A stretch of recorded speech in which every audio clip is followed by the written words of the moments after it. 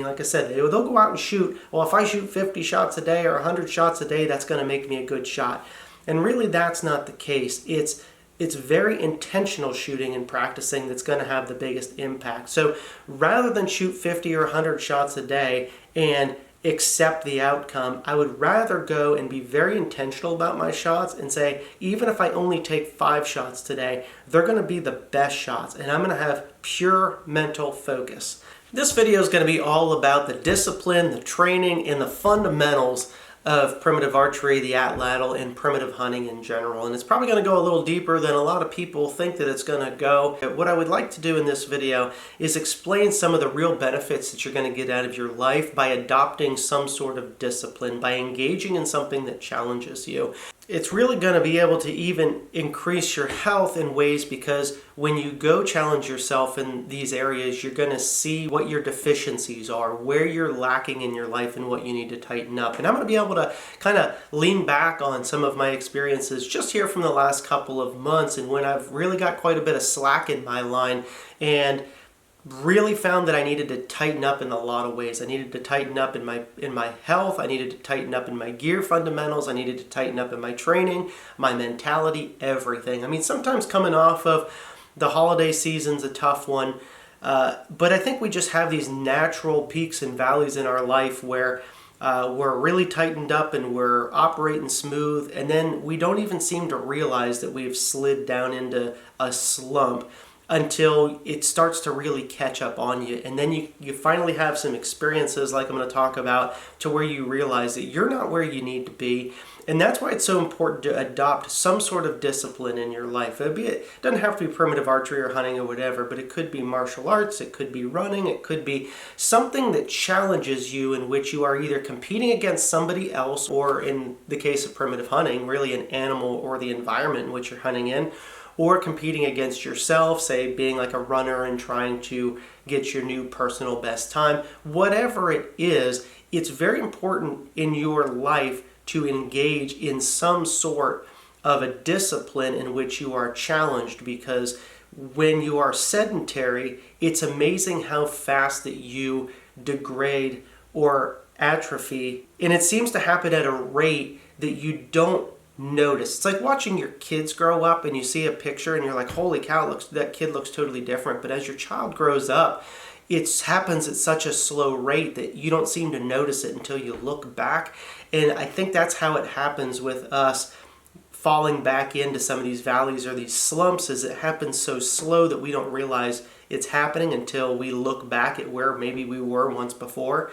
And maybe we're sitting here even asking ourselves, like, what's wrong with me? I've got a case of the yips, or I'm in a slump, and I'm just not where I want to be. What's going on? And then ultimately it's within us. It is us ourselves, and you have to tighten it back up. And so I want to talk to you guys about the training that I specifically go through, and then also the other benefits that I get from hunting, and also getting back to just the pure fundamentals of my gear and my activity, and how that's going to better everything. So in choosing the primitive hunting as my discipline, I'm getting a lot of different benefits, and I'm so blessed that I'm able to do this for a living, and thank you all for following along that truly help all of this come together, and that I am able to do this and share this with you all. But in what I get from primitive hunting is a lot more than just business related, or that I get to go out and hunt and enjoy it. It's like I'm getting a lot of benefits out of this and really focusing on this as my discipline. And so I want to talk to you guys kind of about that, and maybe you guys can do it to this same level, and then maybe not, but use it almost as a metaphor so you can implement this in your own life. But this job forces me to be active. If I can't go out and cover ground, if I can't go out and although I'm certainly not in the shape that I used to be, which I'm working on getting back there, but if I can't go and climb mountains or get back in a few mountain ranges like you just saw in Arizona, even though I need to be better at that, but if I didn't have the ability to do that, I certainly wouldn't be able to pursue primitive hunting. But by pursuing primitive hunting and knowing that that is so important to me, that is one component that keeps me healthy, right? So it kind of forces me to do that. And also during my daily job, like days that I am working rock for people and I'm spalling up rock to sell it, to customers that are coming in and buying it, they're on spalling days, I will move 1,000 pounds worth of rock in one day. Now, a lot of it's the same rocks because I'm picking them up and moving them to the spalling station. So I'm picking up boulders, I'm throwing boulders, moving them to a station, picking them up, setting them up, spalling them out, which I'm having to hold these rocks and balance them. And then once I'm done spalling them out, now I'm carrying these buckets of rock. And so next thing you know, I've moved in that day like 1,000 pounds worth of rock in a day. And that's a lot of resistance training. And so that is some of the movement components to it. But then also it's easy to kind of get sedentary in some of this when I'm building arrows or sitting and just flint knapping small pieces where I'm not getting the movement, and I do need to supplement in some other ways, whether it's going and running with my kids. They're got one that's going into high school, wants to be on the track team there. He's on the track team in middle school. The little one, he is going to be pretty darn good at this when he gets into it because he's a quick little dude. And so I go out and run with them, and I'm able to supplement some of my movement because the older you get, if you don't use it, you definitely do lose it. When I remember being in high school, I was one of the fastest kids. A lot of times I was the fastest kid in the school, whether it was in elementary, middle, or high school. I was one of the fastest kids, if not the fastest. And now I can't even beat my 8th grader in a sprint. Used to be able to, but now he can beat me now. But it's just a reminder that you have to work for it, and if you don't use it, you do lose it. And I don't want to get into the position where I'm 50, 60, 70 years old and I can't go out and hunt anymore because I was too sedentary and I didn't take it seriously enough to maintain what I've got. In being in primitive hunting, I have that goal that I am going after the animal, so that it's forcing me to pursue this animal. It's like there's something, I can't just go run for the fun of running. If I'm not chasing something, if there's not, or running from something, I'm one of those people that struggles to just go for a run just for fitness. There has to be a goal on the other end of it rather than just looking good or being healthy. That should be enough, but it's not. It's the reason that I'm going to run is because there's animals way over there and they're moving and I need to run all the way around to get in front of them, and that's the reason that I'm going to run. There's got to be something that I'm pursuing, or I'm not going to walk 10 miles in a day just for the fun of walking. I'm going to walk 10 miles a day because I'm in pursuit of the animal, and getting that animal is not only the reward for all of the hard work that I put into the gear and the hunt and everything, but then, even after the hunt, I get to bring the animal home and feed my family good, wild, clean meat that I know where it comes from, and it's not pumped full of stuff like antibiotics or who knows what all's in that stuff. I know what my family's eating, so I'm getting a lot of benefits out of primitive hunting that's not single-faceted. It's multifaceted reasons. So I'm getting the fitness component. I'm getting the mental component of constantly being challenged and trying to get better at this, and then I'm also getting the food benefits out of it as well. But I do want to go back and at least give you guys an example of how I really found lately that I've had a lot of slack in my line. Coming off of one of the last hunts that Vastin and I did, which was I don't remember if it was November or December, but it's been several months back, and it was the hunt in which we killed 5 hogs in one night. And I remember in the video, like us running to catch up with the hogs, and I remember getting there and feeling pretty darn good because I had been running with the kids, working on, running like 5Ks and stuff with them and getting them ready for track season and all that kind of stuff. And I was feeling pretty good about being out and running. I was shooting really good. It seemed like everything that I shot at, I was just making perfect shots. I was really, really coming off of a good high. And I remember feeling at that moment just going, man, for the two of us to get together 5 hogs in one night is incredible. It's unheard of. I mean, we're talking free range hogs. The kill, for us to double up is all, we've done it a few times where just I get one and he gets one. And that's an amazing hunt within itself. And then we doubled up twice, and then he got another one. It was incredible. It was a magical night. But coming off of that, there was certainly a certain sense of a high that comes off of that. This is the craziest night. Hey, and I know that there's some people going, you're shooting too many, you're shooting too many. Number one, remember, invasive species. Number two, we're gathering these things up. When the shooting's good, you do the shooting. And then I was like, well, we got lots of meat. I don't necessarily need to hunt as much. Christmas season's coming. I really need to focus in on work. And so I spent a lot of time in the shop just filling orders and not putting the time into the discipline of primitive hunting. So I got a lot of slack there, and I started to kind of go downhill. I put on some weight. I wasn't shooting very often, and I don't shoot a ton anyway. I don't believe in overshooting until you blow your mind and your muscles and everything out. And we can talk about that a little bit later too, but I really wasn't shooting and practicing at all. And I was just going off of, I've got this, I'm good. And then we had the hunt come up in Arizona, which was in early January, and really didn't do anything to prepare for that. And then went out there and then just kind of realized that very quickly that I was not in the shape that I needed to be. I guess I didn't expect that we were going to be going up through so much steep and rugged terrain. I just kind of thought that it was going to be more like low desert, wandering around kind of like we do in Florida, maybe up a couple hills. I didn't expect that we were going to have to cross some mountain ranges. And thank goodness that I wasn't in terrible shape, but I certainly wasn't in great shape. And, being around somebody like Zach, who helped us out while we were out there, watching how quick he can cover that. And it also made me think back to when I was hunting in Idaho with Benji Hill, and he was able to go up and down the mountains so easily.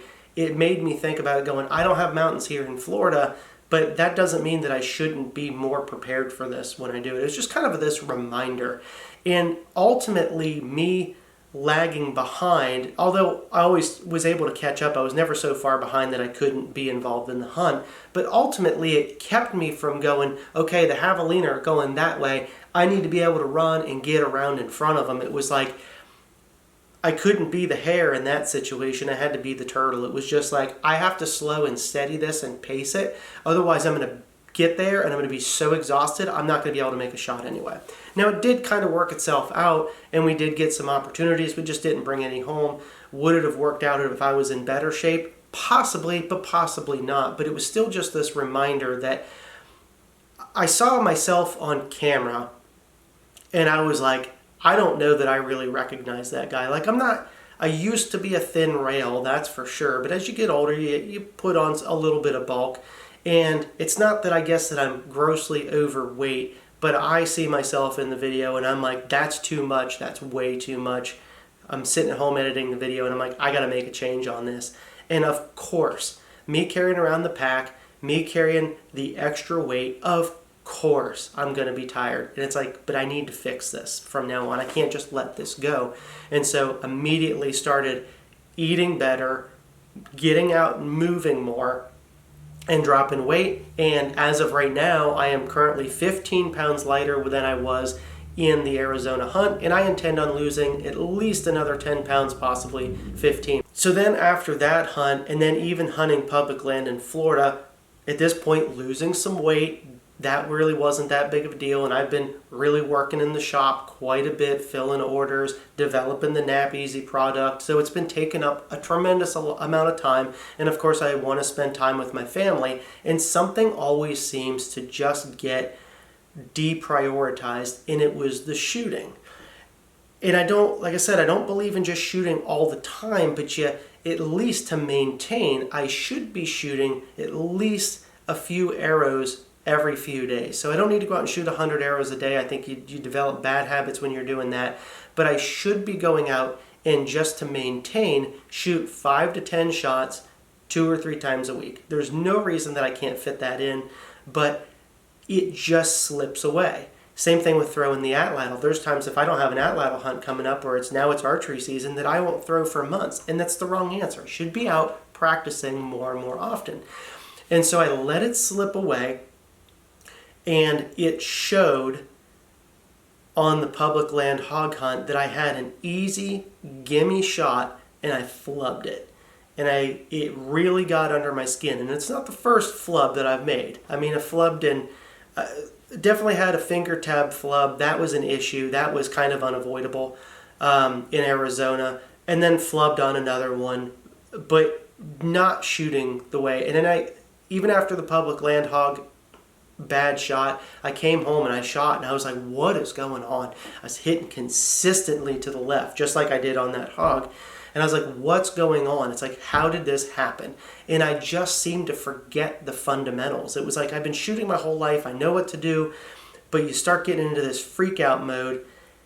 And I thought that I was good. And just when you think you're good, you're not good anymore. And so I had to spend some time and say, I'm not going to hunt again here for a little bit until I get this figured out. But I can't just go out and shoot 100 shots a day and fix the problem. That's not going to work either. I have to get back to the fundamentals. And then it was kind of the same thing with the gear. I would look over going, some of these points that I'm shooting, it's my own stuff. Maybe they're a little bigger than I normally like to shoot, which that didn't affect anything, but it just got the ball rolling on. I need to tighten up everything. I need to get my health back in check. I need to get my gear in check, and I need to get my shooting in check. So here's some of the things that I've been doing to get myself back in check that I used to do that I certainly got away from. And a lot of people, when they want to train in shooting, like I said, they'll go out and shoot. Well, if I shoot 50 shots a day or 100 shots a day, that's going to make me a good shot.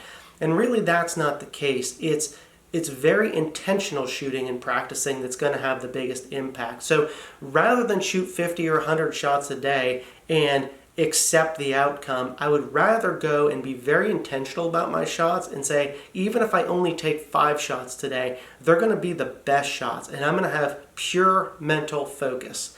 Now, if I make all good shots, I'm done. I'm only going to get worse from there. If I've maintained, not only has it affirmed in my head that my shooting is really, really good, but it did help get some muscle repetition. I don't necessarily need to build the muscle, but I do need to maintain the muscle and the muscle memory as well. So if I get some good shots, I'm done. Now, if I get some bad shots, I might bump it up to 10 and then realize I need to be hyper focused on hitting that spot, not hitting the animal, not being distracted with what's going on. I need to be hyper focused on the fundamentals, follow through. What I discovered was in my shooting is when I was holding the bow up, and I explained it in the video, it was like I was throwing my bow arm or dropping my bow arm as opposed to following through, which is trying to hold the bow there, and it's only a fraction of the second of trying to hold the bow still before you move it, because that slight movement of just starting to drop the bow arm, just starting to drop it, moving it this much, moving it a millimeter, 2 millimeters at 10 yards transfers into inches at 10 yards or a foot at 15 yards. It's a huge difference. So it's like just letting go of that one little fundamental thing that I knew I was supposed to be doing, but I wasn't doing it. I couldn't hit anything. And then it made me question everything, question my gear. And then it's just like you just got to go shoot, figure out what it is, remind yourself of the fundamentals. So after shooting, then I also have to remember that not only do I need to get back into the physical fitness side of things, I don't have to run all the time. I can do a once a week run. I'm not one of those people that thinks that you have to go to the gym. Now, if you like to do that, you're into that. If that's your discipline, is bodybuilding, and you want to bulk up and all of that, I'm okay with that. I'm all for you guys doing that. I'm not personally going to benefit from bulking up. I would rather emulate what primitive man looks like in just being essentially lean and lean muscular. So if you look at guys that elk hunt, say in the mountains, somebody like Benji Hill, Clay Hayes, another great example. They're not big, bulky guys. They're very lean. They get around good. That's the essence of a primitive hunter. In fact,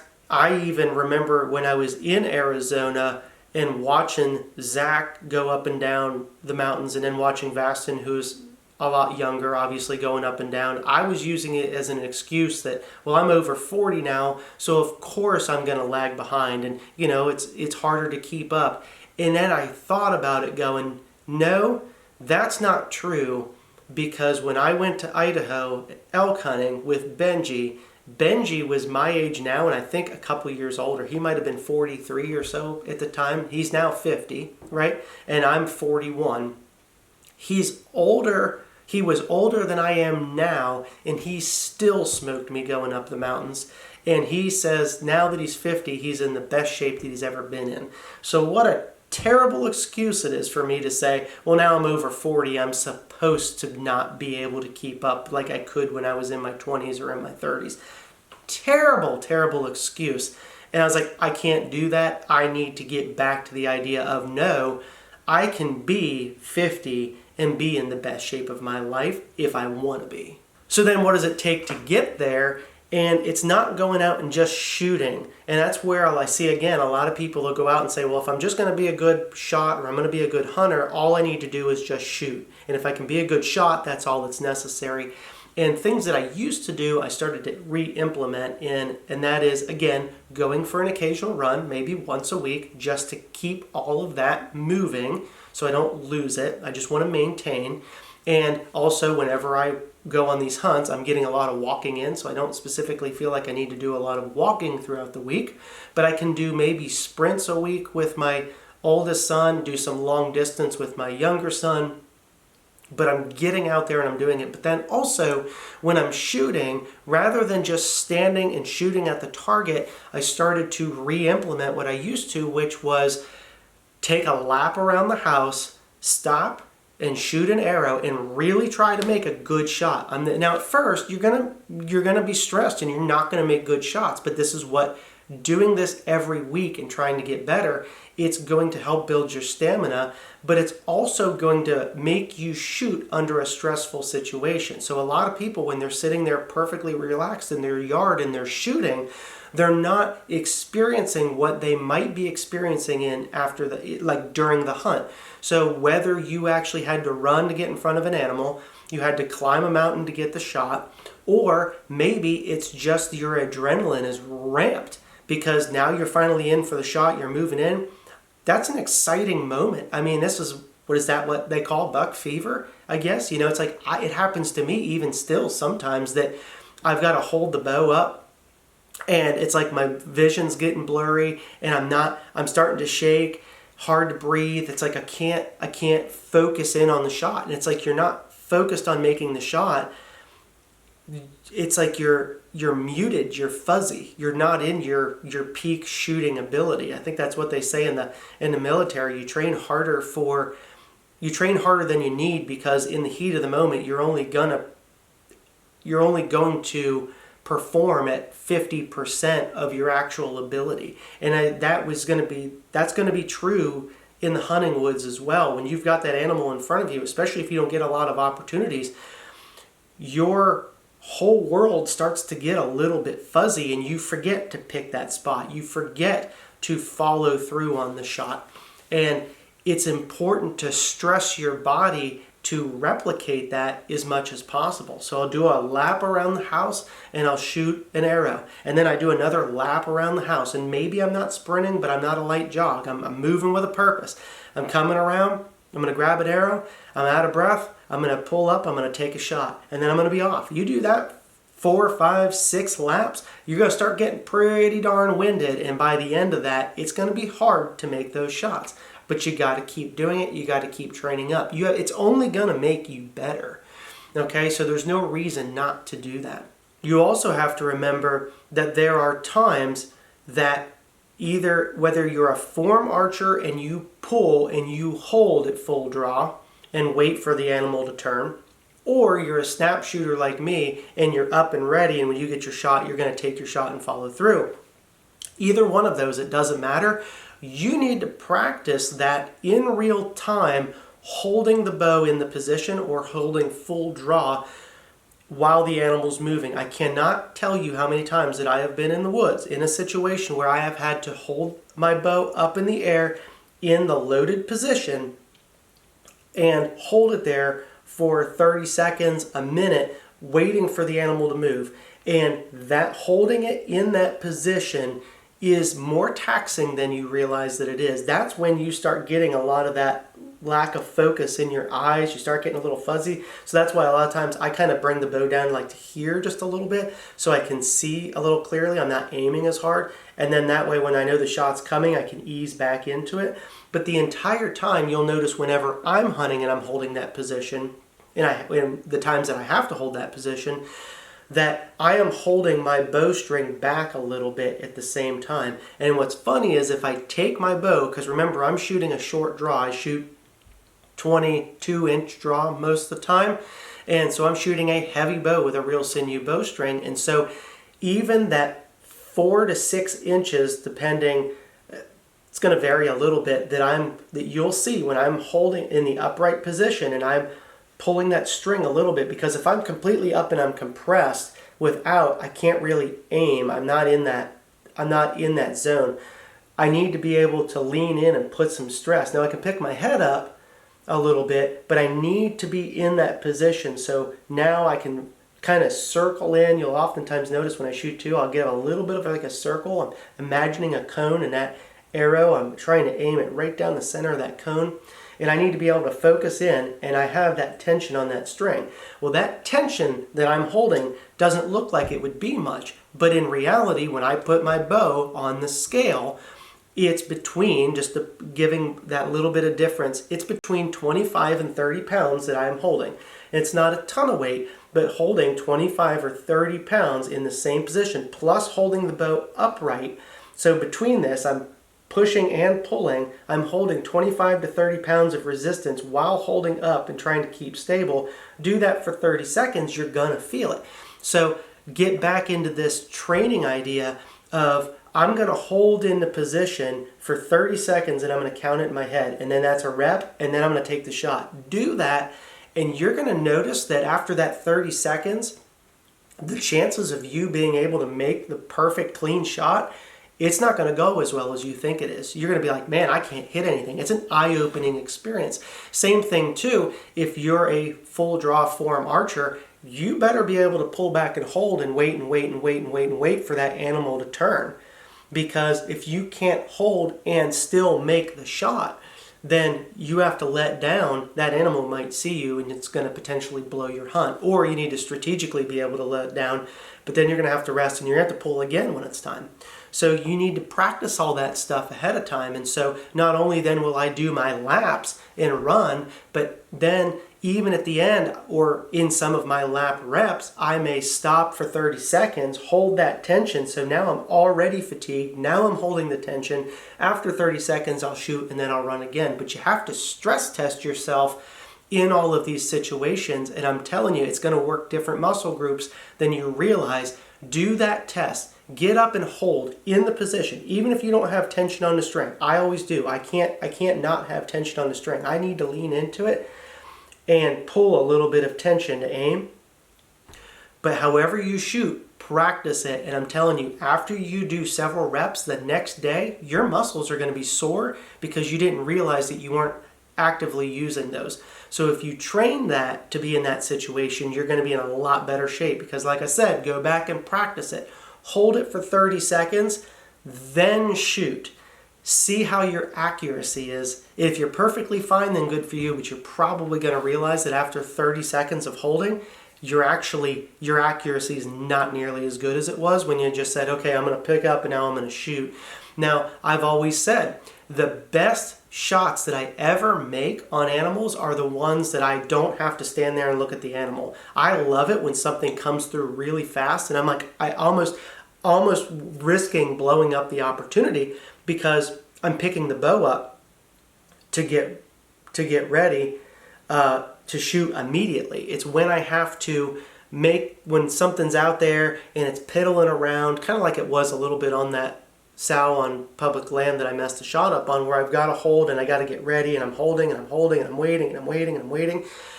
The chances of me messing those shots up significantly increased. My best shots are when the animal doesn't really see me. Its head's behind something like this last hog that I shot, which honestly you guys haven't even seen this footage, but I'll show you. Well, I shared it on social media. I'll give you a little taste of what this one is. No, I lied. I'm not going to. I'm going to make you wait. I'll show you a different one. But you'll notice that some of these where the animal is not able to see me and I'm able to just pick up and then I shoot, or the shot happens quick, like it did maybe in the spot and stock deer hunt video where the deer jumped out and I just was able to pick up and take the shot. Those are when I make my best shots because my muscles are fresh.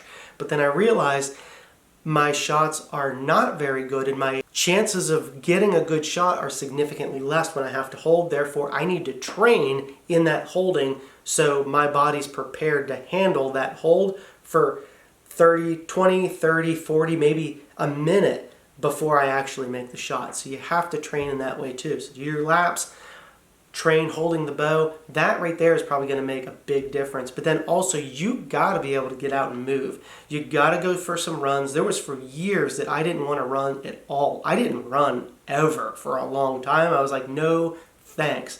I didn't run unless something was chasing me. And then I realized how bad it was when I actually had to run. And I was like, I have to fix this. And this was several years ago. And since then I've been running and I feel so much better. But I was like, I can walk for miles and miles and miles, but I just don't want to run. But you have to get out and you've got to do some running. And if you can't move and cover ground and spot and stalk, you got to work into it or else you're going to lose it. I know a lot of people that are older that have just let it go because they haven't stuck with it. And if you don't want to be one of those people, you're going to have to stick with it. There's folks out there that are really elderly that are really mobile. Like if there's not something actually health-wise wrong with you, then you should be out moving, covering ground, and keeping moving. Because if you don't use it, you're going to lose it. So I don't need to go into this super deep. Everybody's got their own favorite diet and all that kind of stuff, but I do want to talk to you at least briefly about diet and the importance of eating clean in this and how it's going to help everything. Obviously in primitive hunting, you get a ton of good wild meat. I much prefer that to stuff that comes from the grocery store. Hopefully you can get out and do some hunting, get better all the way around, and you'll be able to provide that meat for your family as well. Outside of the meat, vegetables, some fruits, not a ton, but just pure vegetables, and then a little bit of bread. I don't mind carbs and that kind of stuff, but I think it's the overindulgence of it. It's the I'm not saying you got to be super, super strict and you can never have anything that's bad for you. But honestly, if you make a general habit of eating clean, which most people don't nowadays, I'm telling you, you will feel much, much better. And it's going to help you all the way around, especially in your mobility. But if you're eating fast food stuff or having a lot of pizza all the time, or you're eating basically a lot of processed foods, it's affecting you far more than you realize. Because there was a point that I was eating a lot more processed foods and I was like, it's not that big of a deal. It's fine. I'm plenty active. It does compound after a while and it does stick with you and it does put on weight. If it comes in a plastic wrapper, really you shouldn't have it. Think paleo diet type of stuff, nuts and seeds, fruits, vegetables, whole grains, and meat. Think about even how people ate in the 1960s or 70s. Go back, look at how people looked in the 1960s and 70s. They weren't grossly overweight. It's a lot of the stuff that's so easy for us to get now. Sure, it tastes wonderful. Be mindful of it and focus more on clean eating, and it will help you a tremendous amount. Honestly, it's not as much fun. I get it. But you should really take those efforts and not be eating stuff that comes out of a wrapper. It's going to make a big difference for you, I promise. And again, taking up the discipline of primitive hunting, at least you know that you're getting a lot of really good meat. And then if you've got an opportunity to where you can have a garden and you can grow your own vegetables, great. I'm a terrible gardener. I come from a family of gardeners and I am terrible at it. I can hunt, terrible gardener, but you know what we do have? We have an organic farm that's only a few miles down the road and we go buy produce from there. Don't even buy it from the grocery store. I would much rather support the local farm and get something that's locally grown. That is a far better option. So I would encourage you to do the same. Now I'm going to do a whole nother video on the fundamentals of your gear and shooting and that kind of stuff later on. I've got a good video set up for that, so I don't want to dive into it too much here. This one's already plenty long enough getting into the discipline and training aspect of things, and I hope that you guys really take this to heart and do something with it. I do want to talk briefly about the fundamentals, and that is sometimes we overthink it. We're trying to overanalyze shooting techniques, all of that stuff. Render it all down to fundamentals, and then also make sure that you've got good gear, good eating habits, good movement habits. You don't have to get crazy. You don't have to go to the gym all the time. You don't have to only eat strict paleo. You don't have to shoot 100 shots a day. In fact, you shouldn't. But you have to get back to the fundamentals and don't overthink it. Don't get so wrapped up into it that you're forgetting what the fundamentals are. The fundamentals of all of this will not steer you wrong. Like I said, we're going to do a heavier video on shooting and gear fundamentals later, but as far as this stuff's concerned, eat less, eat better, move more, and get out and at least do some fundamental practicing and some stress test practicing. So anyway, I hope this video does help you out and maybe inspires you to get out and start moving. And if you have been sedentary and you're not moving as well, maybe this is what you need to get up and start making it happen so you can get out there and enjoy it more. So remember, I'm watching you guys from afar and I am rooting for you. So get after it. I hope you guys have a lot of success, and I'm going to see you guys on the next video.